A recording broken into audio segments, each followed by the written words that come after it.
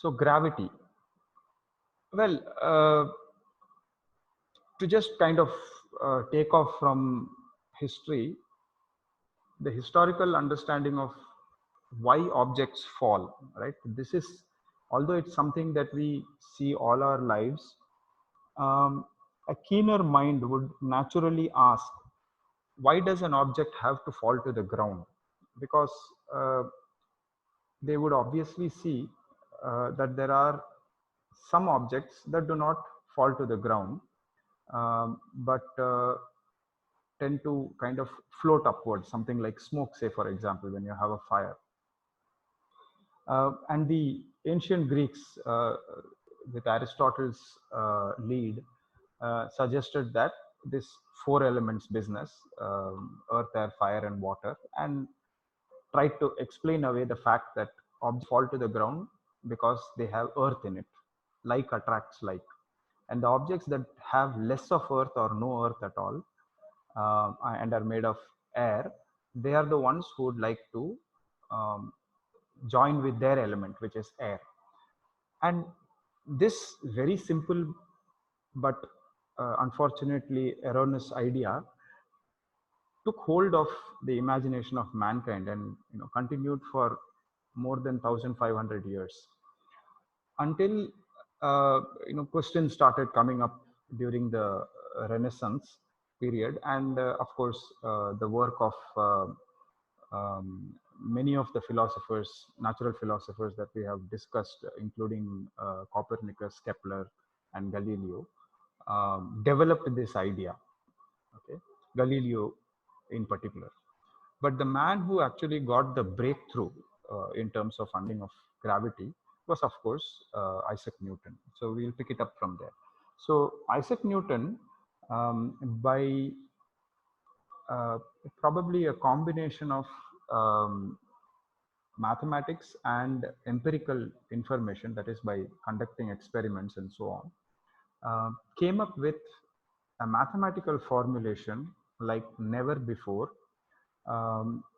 which suggested that objects in space are attracted to each other because of something called a force.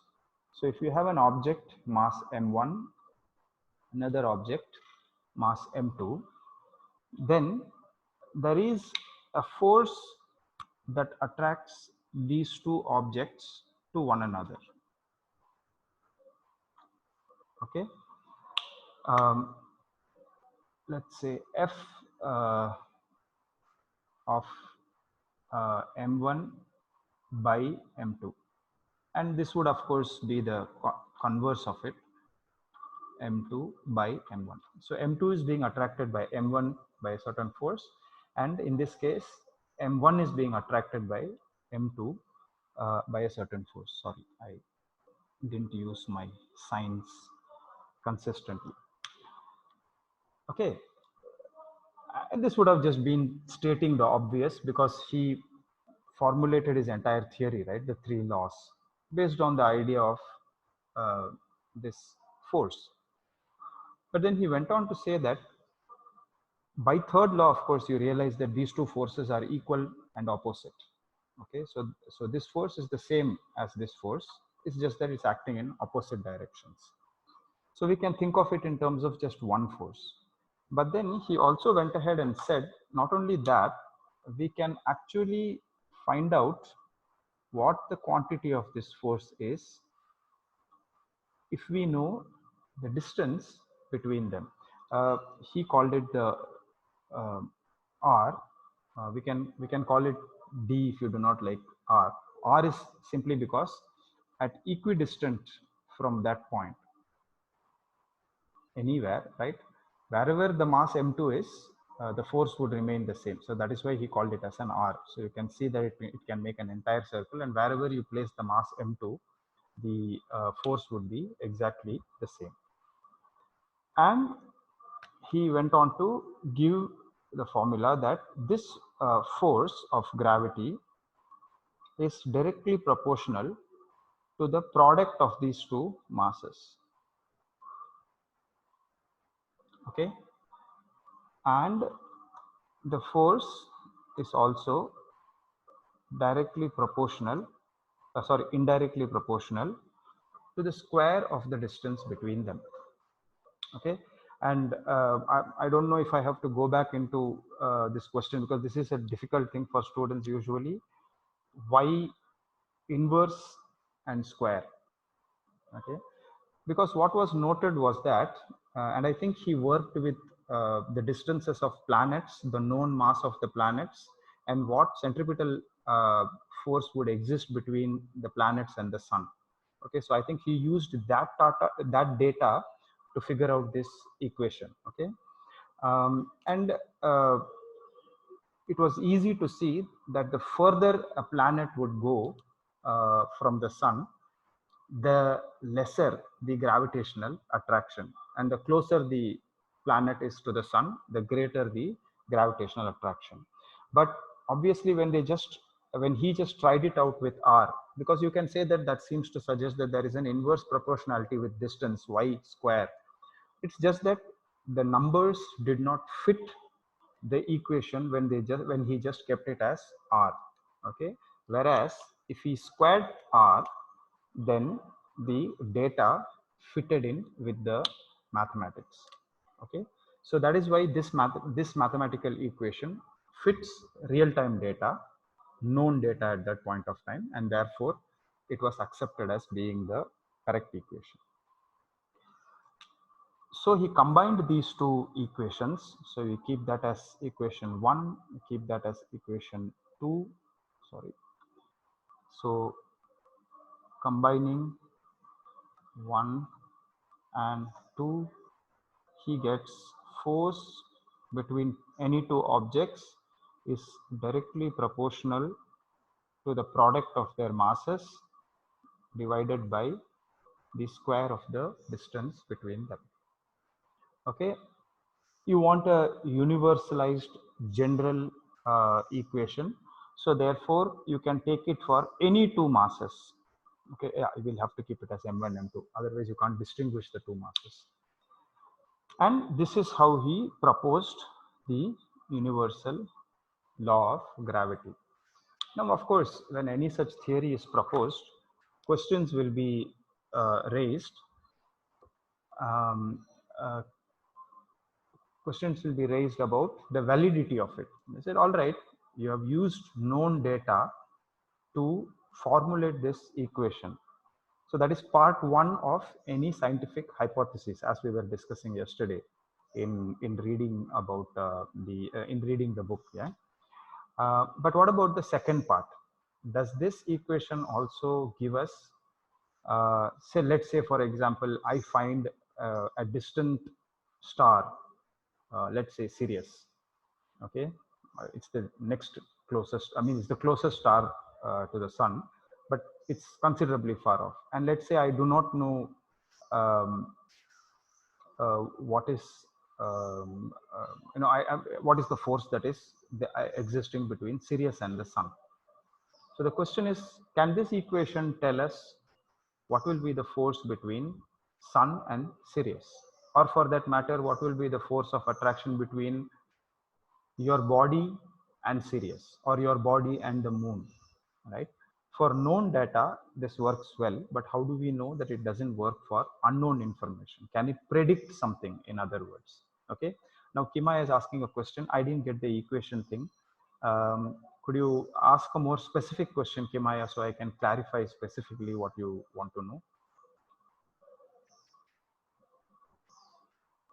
And if it's all right, you can just speak directly so everybody can hear what is your question.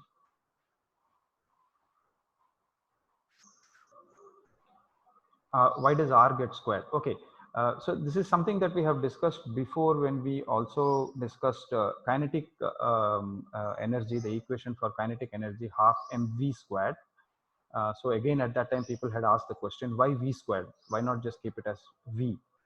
Okay, so the way science gets done, the way the hypothesis gets converted into a theory and then into something that can be converted into expressed in terms of mathematics, you need to give a formulation. Okay, so now it is easy to see that if you increase the distance between these two objects, let's say you put m2 further off, okay, now the force of attraction between these two objects m1 and m2, right, you moved m2 to there, right, the force of attraction between these two objects will decrease. All right, so you can say that, okay, the distance expressed by r is inversely proportional to the force. Are you able to understand that much? It's inversely proportional.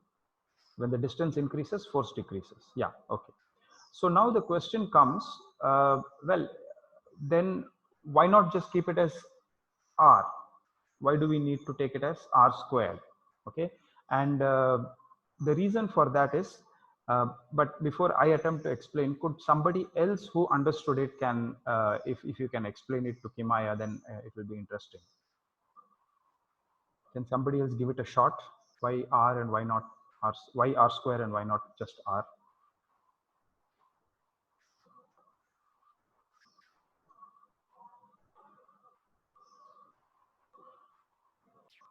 It will be better if somebody attempts to explain it verbally.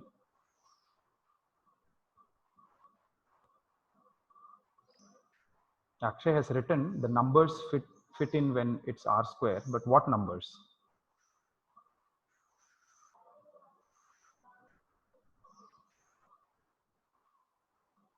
Janu, would you like to give it a shot, explaining to Kimaya why r square and not r?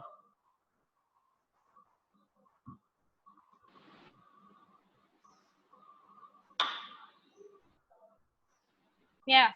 Yes, Meher, please. So I mean, so I think it's just like, if I'm just taking a random equation, like the SI equation, simple interest equation, P into R into T by 100. So you can ask the same question, why by 100, or why do you multiply it like that? It is because if I do P into R into 100 by T, you won't get the right answer. I mean, it doesn't work that way. There are particular equations, you have to put it in a particular way, order, to get the answer. So that's why you use R square and not R, because R doesn't work, and it is R square which fits in the equation and not R. Ah, yeah, I got it. Have I written the equation correctly, incidentally? PRT by 100? The simple interest equation. Yeah, okay. So yeah, that's a good way of connecting these 2 points. I was thinking you will use the same modalities that I had given for physics to do that, but that's good, because uh, the point over here being, you can't create some theoretical framework which does not fit real life information. If the theoretical framework does not fit the real life equation, real life situation, the data that is coming from actual observations and experimentation, then your theory is useless. You either have to modify it or you have to chuck it and create a new theory. So understand that these equations, whatever we are studying in terms of either mathematics, your commercial mathematics, or you're studying gravity, it is the real life situations and the real life numbers that dictate the equation. These things have been abstracted from real life information, not the other way around. It's not that the real life situation follows this example. Nature is not thinking, okay, let me think, here is Sirius, there is the sun, what should be the force of attraction? Let's take out our pen and pencil and calculate, pen and calculator, and calculate what will be m1 m2 upon r square. It's not like that. The human beings have formulated this mathematical equation based on actual forces that happen to be there, which we can measure. Okay, so when Newton tried to, probably when Newton tried to fit in with this equation 1 upon r, obviously that is the one that would have suggested itself first, that it is just inverse proportionality to r, but it just didn't fit the data. Okay, and when he used r square, he must have tried different things, right? He must have tried 2 times r, 3 times r, 1/4 of r, whatever. And when you try different formulations, he found out r square was a perfect fit. And that is why r square is the player in this equation and not r. Okay. So let's see if there are any other comments that suggest anything. I think after 2 model distance should be squared. Oh no, okay, it is unknown to mankind. Supposed to be equal, there needs to be a constant multiplied with it. Yes.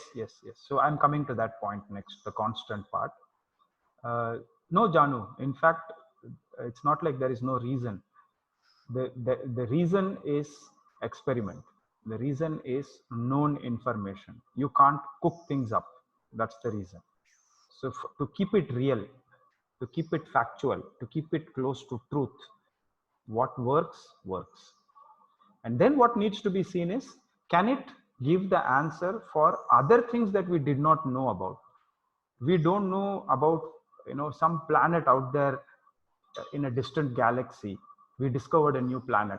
We don't know anything about that planet, okay, except we know what is the distance between the two objects and the indicative mass of that planet. Can we work out what is the force of attraction between these two things? And then can we test it out? Only when that happens do you get confirmation. And as we were discussing yesterday, this can work beautifully for all planets on the solar system. This can work beautifully for all known objects in our galaxy. But if it fails even for one object out there in the universe, then this system becomes wobbly. We have to modify it, or we have to get rid of it and find a better way. Okay, so now coming to the as Akshay is pointing out, yes, you're right. And proportionality is not an equation. So there is this proportionality that is there over here, right, which says that, well, your force is proportional to the product of the masses and inversely proportional to the square of the distance between them. But that doesn't mean it's an equation, right? An equation will be of the form force is equal to, right? But we don't have that. But we have seen it from situations in the past that whenever you want to convert proportionality into an equality, an equation, you have to introduce something which is called as a constant of proportionality times the remaining equation, m1 m2 upon r square. If you remember in the second law when we were discussing, the same thing had occurred, right, where we had said that acceleration that is applied on an object is directly proportional to the force, and the acceleration of the object on the object is inversely proportional to the mass. So we said that acceleration is proportional to f upon m, and acceleration is equal to k f upon m. It so happened in this case, if you remember, what happened over there? Do you remember anything? Yeah, that's fine. Permal sir is here. That's good. Good morning, Permal sir.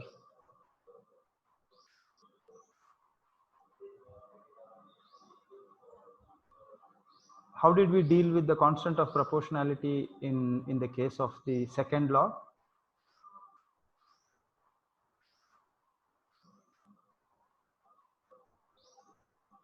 Does anybody remember? We took the acceleration formula What? I just couldn't hear that completely. Well, how we managed it over there, how we managed to get rid of the constant of proportionality over here is by cleverly choosing the unit of force. Okay, so we had units for acceleration, we had unit for mass, but we didn't have a unit for force at that point of time, and we selected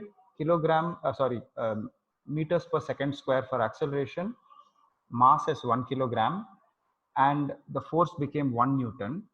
And when that happened, you found out that if there is an acceleration on an object of mass 1 kilogram of 1 meter per second square, then the force applied on it will be also 1 Newton. So if it is 1 equal to 1 upon 1, k's value also becomes 1. You have a class today at 11? Oh, I'll stop now. So therefore, by selecting the units cleverly, we got rid of k.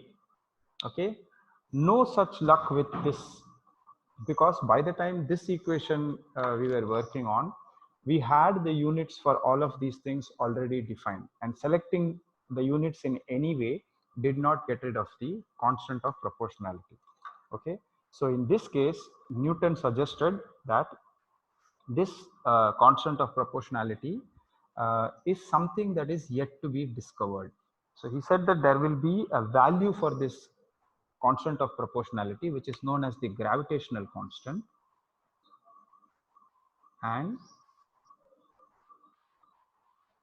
this is a non-zero number. It actually has a value, and that value can be determined experimentally. In fact, it should be called the universal gravitational constant. So it doesn't change from situation to situation. Everywhere on the universe, it's going to be the same. So the hunt for the universal gravitational constant began. And how the universal gravitational constant was discovered, who performed the experiment, how was the experiment performed, was it even experimentable?